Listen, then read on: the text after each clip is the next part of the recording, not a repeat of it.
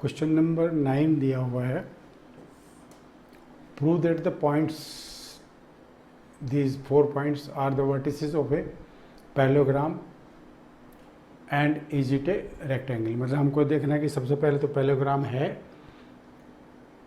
या नहीं है, और दूसरा फिर उसके बाद में अगर पैरेललोग्राम है तो क्या वो रेक्टेंगल है या नहीं है। ये दो चीज़ें प्रूव करनी है इसमें, ठीक है।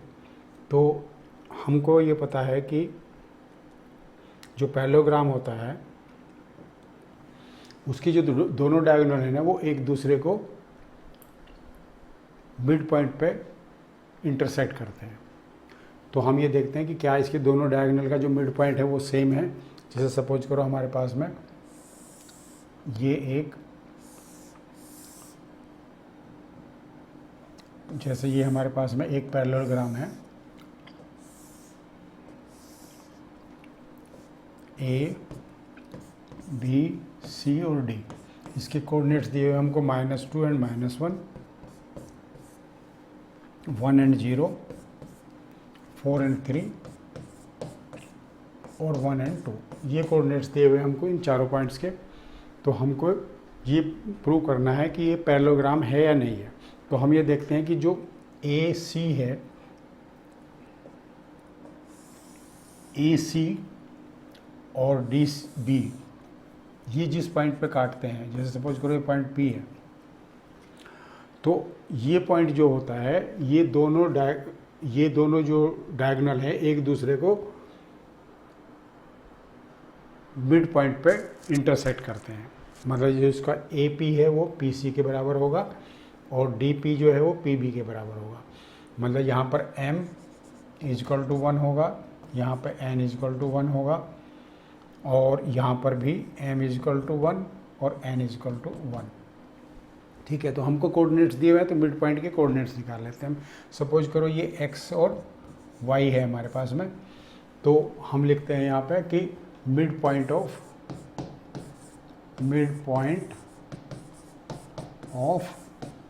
ए सी क्या होगा हमारा, पी एक्स क्या हो जाएगा इसका, एक्स कोऑर्डिनेट ले लेते हैं। चलो इसको, इसमें तो एक्स ही हमको दिया हुआ है। एक्स इजकल टू क्या हो जाएगा इसका, दोनों को ऐड करेंगे 4 - 2 divided by 2 is equal to 2 divided by 2 is equal to 1। X आ गया हमारा 1 इसका। इसी तरह से वाई हम निकालेंगे इसका, वाई हो जाएगा 3 - 1 divided by 2 is equal to 2 divided by 2 is equal to 1।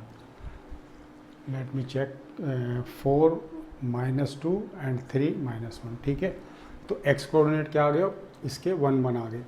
इसी तरह से फिर जो हमारा ए सी है उसके मिड पॉइंट के कोऑर्डिनेट क्या आ गए हमारे, पी और वाई है, एक्स और वाई के कोऑर्डिनेट आ गए। अब हम निकाल लेंगे mid point of D B. तो यहाँ पर मैं लिख देता हूँ, इसके जो कोऑर्डिनेट आए हमारे पी पॉइंट के, ये आया 1 एंड 1। अब इसको निकालेंगे हम, डी बी के मिड पॉइंट क्या हो जाएगा हमारा, एक्स कोऑर्डिनेट तो हो जाएगा हमारा क्या, 1 + 1 divided by 2 is equal to 2/2 is equal to 1। And y coordinate क्या हो जाएगा हमारा, 2 + 0 divided by 2 is equal to 2/2 is equal to 1। तो यहाँ पर भी इसके कोऑर्डिनेट क्या आ गए हमारे, पी पॉइंट के 1 और 1 आ गए। तो इसका मतलब ये जो पी पॉइंट है वो दोनों का कॉमन है, मतलब ये मिड पॉइंट जो है कॉमन है। इसका मतलब एक ही मिड पॉइंट है जो डी बी का भी है और ए सी का भी है। इसका मतलब ये दोनों जो डायगोनल है वो एक ही पॉइंट पर एक दूसरे को काट रहे हैं और हमने इसको मिड पॉइंट निकाला है, तो और ये दोनों को इक्वल पार्ट में डिवाइड कर रहा है। ठीक है, तो एक दूसरे को इंटरसेक्ट करते हैं और इक्वल पार्ट में डिवाइड करते हैं। अगर इस तरह के कोई भी डायगोनल्स होते हैं तो वो किसके डायगोनल होते हैं, एक पैरेललोग्राम के डायगोनल होते हैं। ठीक है, ये हो गया हमारा पहला पार्ट। दोबारा से फिर इसको एक्सप्लेन कर देता हूँ कि किसी भी पैरेललोग्राम के अगर दो डायगोनल एक दूसरे को इंटरसेक्ट करते हैं तो वो उसको इक्वल पार्ट में डिवाइड करते हैं, मतलब बाइफर्क ये करते हैं, क्या नाम 1:1 में डिवाइड करेंगे। ठीक है, और वो एक ही पॉइंट होगा उसका। तो हमने ये प्रूव कर दिया यहाँ पे कि जो AC है उसका मिड पॉइंट जो P है वो भी 1.1 है और DB का मिड पॉइंट भी 1.1 है। तो इसका मतलब ये जो P पॉइंट है वो एक ही पॉइंट है। इसका मतलब AD, AC और DB जो है एक दूसरे को इंटरसेक्ट कर रहे हैं और एक दूसरे को इक्वल पार्ट में डिवाइड कर रहे हैं। तो ये इसका मतलब ABCD जो है क्या हुआ, हमारा एक पैरेललोग्राम हो गया। ये पैरेललोग्राम की क्वालिटी होती है, प्रॉपर्टी होती है। अब हमको ये देखना है कि क्या ये पैरेललोग्राम हमारा जो है रेक्टेंगल है। तो अगर ये रेक्टेंगल होगा तो रेक्टेंगल में क्या होता है कि दोनों जो डायगोनल है वो बराबर होते हैं, लेंथ उनकी बराबर होती है। जबकि ये पैरेललोग्राम अगर इस तरह से है कि अगर रेक्टेंगल नहीं है तो उसके जो डायगोनल है वो उनकी लेंथ बराबर नहीं होगी। तो इस चीज़ को भी हम देख लेते हैं कि लेंथ बराबर है या नहीं है। अगर लेंथ बराबर है तो रेक्टेंगल होगा, लेंथ बराबर नहीं है तो रेक्टेंगल नहीं होगा। तो यहाँ पर हम इसको निकाल लेते हैं लेंथ को।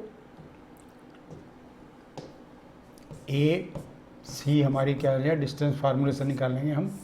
ये हो जाएगा 4 - -2 का होल स्क्वायर प्लस 3 - -1 का होल स्क्वायर। AC आ जाएगा ये हो जाएगा हमारा 4 + 2 का होल स्क्वायर प्लस 3 + 1 का होल स्क्वायर। ये हो जाएगा √6 का स्क्वायर प्लस 4 का स्क्वायर इक्वल टू √ यहाँ से हटा देते, नीचे ले लेते हैं नेक्स्ट टाइम में। ये हो जाएगा हमारा √36 + 16 इक्वल टू √52। तो AC जो हमारा क्या आ गया, √52 आ गया। अब DB निकाल लेते हैं। तो DB देख लेते हैं अब इसके बराबर है क्या। तो DB का लेंथ क्या हो जाएगा, ये हो जाएगा 1 - 1 का होल स्क्वायर प्लस 2 - 0 का whole square which is equal to √0 का होल स्क्वायर प्लस 2 का whole square which is equal to √0 + 4 √4। तो एक का तो √4 आया, एक का √52 आया। तो दोनों बराबर नहीं है। अगर दोनों बराबर नहीं है डायगोनल तो इसका मतलब ये हमारा रेक्टेंगल नहीं है, क्योंकि रेक्टेंगल के जो दोनों डायगोनल होते हैं वो दोनों की लेंथ बराबर होती है। तो इस तरह से ये प्रूव हो गया। तो इसमें हमने क्या किया, दोबारा से फिर एक बार रिपीट कर देता हूँ कि पैरेललोग्राम को हमने प्रूव करने के लिए कि ये चारों पॉइंट एक पैरेललोग्राम के हैं, हमने क्या किया, सबसे पहले मिड पॉइंट निकाल लिए इसके डायगोनल के मिड पॉइंट निकाले, उनके दोनों के कोऑर्डिनेट हमारे बराबर आए, सेम कोऑर्डिनेट है। इसका मतलब ये एक दूसरे को इंटरसेक्ट कर रहे हैं एक पर्टिकुलर पॉइंट पे P पे, जिसके कोऑर्डिनेट 1 और 1 है। ठीक है, तो इसका मतलब ये पैरेललोग्राम हुआ।